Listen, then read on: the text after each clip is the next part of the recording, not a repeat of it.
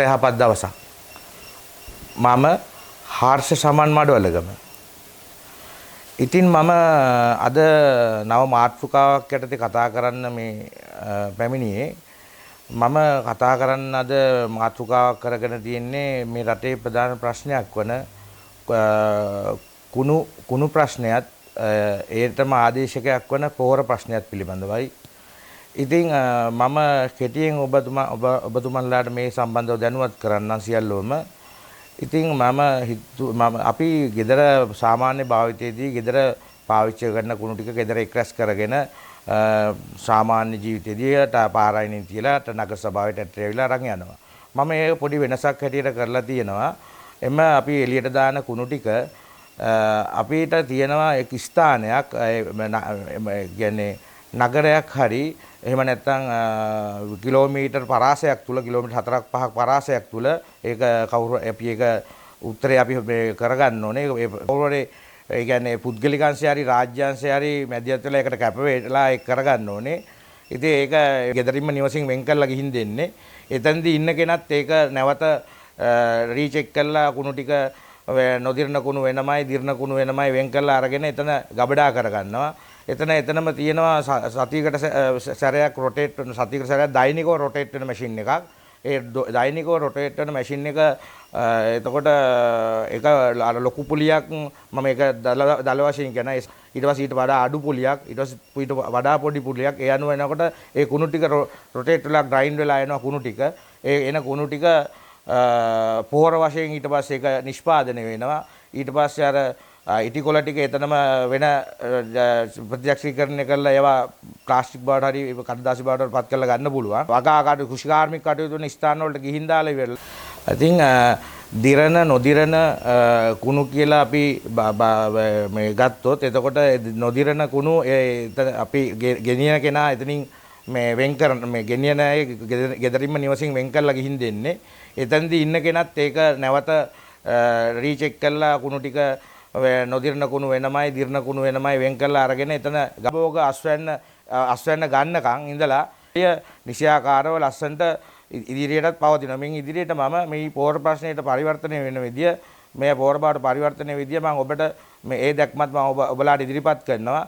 ඉතින් අපි මේ රොටේට් වෙන කුණු ටික එම කෘෂිකාර්මික කටයුතු වෙන ස්ථාන වලට ගිහින් දාලා ඊට පස්සේ අපි ඒක එම කෘෂිභෝග වල පළදා වෙනකන් තියෙන්න ඇරලා ඊට පස්සේ අපි එම ගොවි මහත්තුරු දැනුවත් කරනවා. මම තව උපදේශයක් දෙන්න කැමතියි.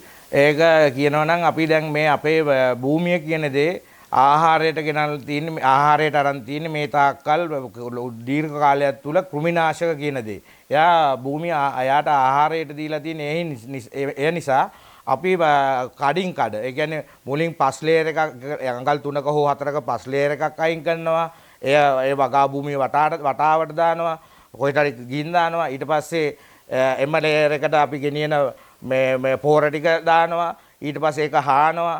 ඊට පස්සේ ආයි නැවත වගා කටයුතු හාලා ඉවරලා කෘමිනාශකත් එක්ක වගාව යනවා. ඊළඟ වගාවත් කෘමිනාශක අඩු කරලා වගාව යනවා. ඊට පස්සේ ආයි ලේයර් එකක් අයින් කරනවා. ඒ වගාව කටයුතු අවසන් වුණාට පස්සේ ඊට පස්සේ ඒ ලේයර් එකට උඩින් ආයි මේ අපි කාබනික පොහොර තට්ටුවක් මේ එක්කාසු කරනවා.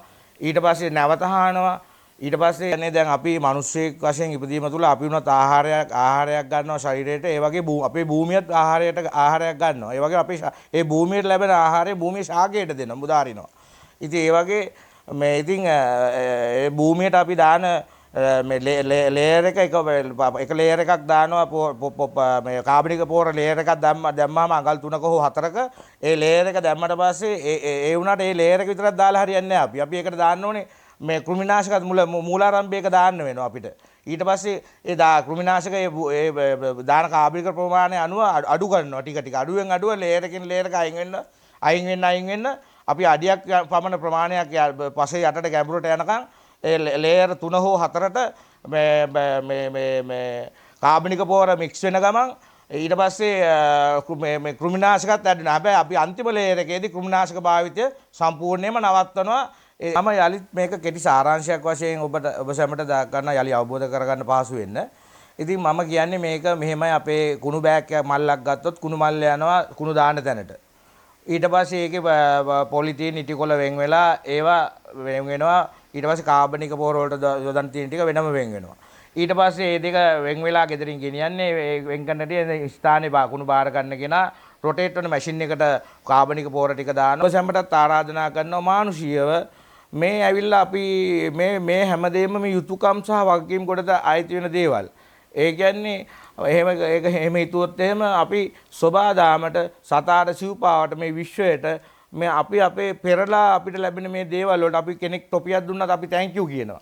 ඒ වගේ මේ අපිට දෙන දේවල් අපිට අමතක වෙලා අපි ඒවා එයාට අපිට තියෙන එයාටත් වගකීම් යුතුයකම් දෙන්න. යපන්න තියෙනවා එයාව. යපන්න තියෙනවා වගකීම් යුතුයකම් දෙන්න තියෙනවා. ඒක තමයි ඊට පස්සේ අපි පෙරලා අපිට ඒ දේ දෙනකොට අපි ඒ අයගෙන් තව පෙරලා ලැබෙනවා අපිට. අපිට පෙනෙන නොපෙනෙන බලවේග තියෙනවා. නැත්තේ නෑ තියෙනවා. ඉතින් පෙනෙන නොපෙනෙන ජීවීන් ඉන්නවා වගේ තමයි ඒකත්. අපිට පෙනෙන ජීවීන් ඉන්නවා නොපෙනෙන ජීවීන් ඉන්නවා. ඒ වගේ පෙනෙන බලවේග තියෙනවා නොපෙනෙන බලවේග තියෙනවා. ඉතින් මම අදහස් කරන්නේ මේකෙන් එන ප්‍රතිඵල හැටියට මිනිසා නිරෝගී වෙනවා. එතකොට මොනවාද භූමිය ශාස්ත්‍රීය වෙනවා. වායුගෝලය පිරිසිදු වෙනවා. පෙනෙන නොපෙනෙන ජීවියා පවා අපේ භූමිය ජීවත් වෙන්න ගන්නවා. නිසා සම්පූර්ණ නිරෝගී සම්පන්න වෙනවා. ඒ වගේම මේ නිරෝගී ආහාරයක් මිනිසාට ගන්න පුළුවන් වෙන. ඒ සමග නිරෝගී සම්පන්න වෙනවා. ඒ වගේම ගොවියාටත් ඔහුගේ වියදම අඩුවෙන් ඔහුගේ භෝග වගාවන් තුල නියැලෙන්න පුළුවන් වෙනවා. මේ අනාගතයේ යම්කිසි මුදලක පරිවර්තන වුණත් එය බොහොම සාධාරණ මුදලකට දෙන්න පුළුවන් වෙනවා. අනිවාර්යයෙන් මේ සේවිය යුතුයි. මොකද ඒ සදා ශ්‍රමිකයෝ කැප කරන්නේ නේ ව්‍යවසායකයෝ කැපෙන්නේ. එයාට යම්කිසි මුදලක් මේ ලැබෙන්න ඕනේ. ඉතින් එයා ඔබලා හිතලා බලන්න.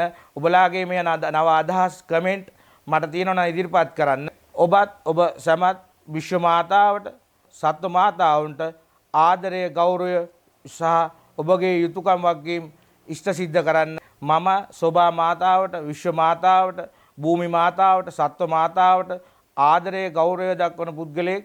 ඒ අනුව ඔබට ආදරය ගෞරවය ඇතුළු වගකීම් යුතුයකම් ඉෂ්ට කරන්න ප්‍රයත්න දරන පුද්ගලයෙක්. ඇති මම මේ සඳහා ලස්සන කවියක් නිර්මාණය කරලා තියෙනවා. ඇත්තට කුණු සඳහා එපා මිතුර කුණු දමන්න පාර තොටේ රට අසිරිය නැති වෙනවා එයින් අපේ දරුවන් දැනුවත් කරන්න සෑම විටේ ඒ යුතුයකම වෙනවානේ ඔබේ අපේ. ඔබ සැමට යහපත් දවසක් යහපත් එකක්